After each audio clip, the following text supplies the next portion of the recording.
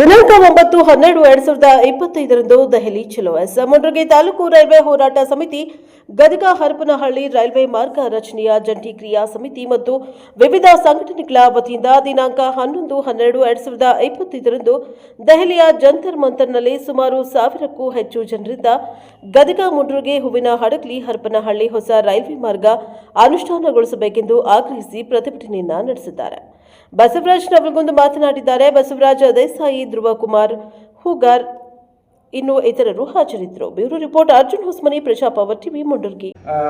ಲೈನ ಇದು ಗದಗ ಹರಪನಹಳ್ಳಿ ರೈಲ್ವೆ ಮಾರ್ಗ. ಇದರ ನಡುವೆ ಮುಂಡರಗಿ ಹೂವಿನಡಗಲಿ ಮಾರ್ಗವಾಗಿ ಹೋಗ್ತಕ್ಕಂಥ ಈ ರೈಲ್ವೆ ಮಾರ್ಗ 94 ಕಿಲೋಮೀಟರ್ಗೆ ಕೆಬ್ಬಣ ಹಾಕಲಿಕ್ಕೆ ಏನೈತೆ ಅಂತಂದರೆ 813.14 ಕೋಟಿ ರೂಪಾಯಿ ರೊಕ್ಕ ಬೇಕಾಗ್ತೈತೆ. ಹಾಗಾಗಿ ಏನೈತೆ ಅಂತಂತಂದ್ರೆ ಈ ವರದಿಯನ್ನು ನಾವು ಆರ್ಥಿಕ ಇಲಾಖೆಗೆ ಸಚಿವಾಲಯಕ್ಕೆ ಕಳಿಸಿದಾಗ ಆ ಸಚಿವಾಲಯದೊಳಗೆ ಏನೈತೆ ಅಂತಂತಂದ್ರೆ ಅಲ್ಲಿ 88/22 ಅಂತ ಹೇಳಿ ಒಂದು ವರದಿ ರಿಪೋರ್ಟ್ ಕೊಡ್ತಾರೆ.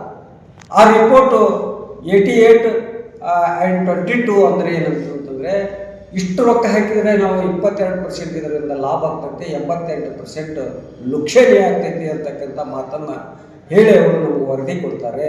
ಆ ವರದಿ ಕೊಟ್ಟ ನಂತರ ತಕ್ಷಣ ರೈಲ್ವೆ ಹೋರಾಟಗಾರರು ನಾವು ಮತ್ತೆ ಎಚ್ಚೆತ್ತುಕೊಂಡು ಏನು ಮಾಡ್ತೀವಿ ಅಂತಂದ್ರೆ ರೈಲ್ವೆ ಬೋರ್ಡ್ ಏನದಲ್ಲ, ಭಾರತ ದೇಶದ ರೈಲ್ವೆ ಬೋರ್ಡ್ ಏನಿದೆಯಲ್ಲ, ಇದು ಸೇವಾ ಸಂಸ್ಥೆ, ಇದು ಲಾಭದ ಸಂಸ್ಥೆ ಅಲ್ಲ. ಇಲ್ಲಿ ಅಂಚೆ ಕಚೇರಿ ಇರ್ಬೋದು, ರೈಲ್ವೆ ಕಚೇರಿ ಇರ್ಬೋದು, ಇವೆಲ್ಲ ಲಾಭವನ್ನು ನೋಡ್ತಕ್ಕಂಥ ಇಲಾಖೆಗಳಲ್ಲ. ಇವು ಜನಸೇವೆ ಮಾಡ್ತಕ್ಕಂಥ ಇಲಾಖೆಗಳಾಗಿರೋದ್ರಿಂದ ಇದಕ್ಕೆ ಸಾವಿರಾರು ಗಟ್ಟಲೆ ಏನೈತೆ ಅಂದರೆ ಬಜೆಟ್ನಲ್ಲಿ ಅಮೌಂಟ್ ನಾವು ತೆಗಿತಾ ಇದ್ದೇವೆ.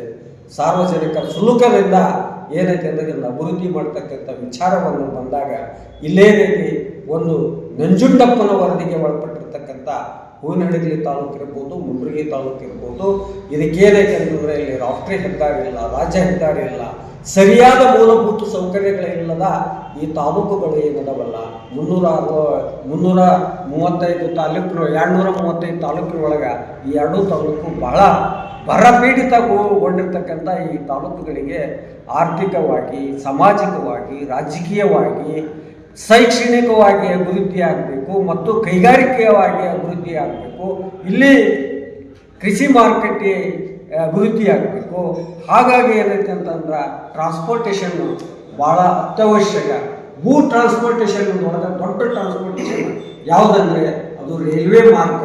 ಆ ರೈಲ್ವೆ ಮಾರ್ಗವನ್ನು ನೀವು ಈ 2 ತಾಲೂಕಿಗೆ ನೀವು ಪೂರೈಕೆ ಮಾಡಿದ್ರೆ ಇವು ಏನೈತೆ ಅಂತಂದ್ರೆ ಅಭಿವೃದ್ಧಿ ಆಗಲಿಕ್ಕೆ ಸಾಧ್ಯತೆ ಐತಿ ಅಂತಕ್ಕಂಥ ವಿಚಾರವನ್ನು ಇಟ್ಕೊಂಡು 17 ವರ್ಷ ನಿರಂತರ ಹೋರಾಟ ಮಾಡ್ಕೊಂತ ಬಂದೀವಿ. ಒಂದು ಬಜೆಟ್ ಬಿಟ್ಟಿಲ್ಲ ನಾವು, ಒಂದು ಬಜೆಟ್ ಬಿಡಿಲ್ಲ ಅಂದಂಗೆ ಏನೈತೆ ಅಂದ್ರೆ ಸತತ್ 11 ವರ್ಷ ಬಜೆಟ್ಗೆ ಹೋಗಿ ಜಂತರ್ ಮಂತರ್ನಲ್ಲಿ ಹೋರಾಟ ಮಾಡಿ ಮನವಿ ಕೊಟ್ಟಿದ್ದೇವೆ.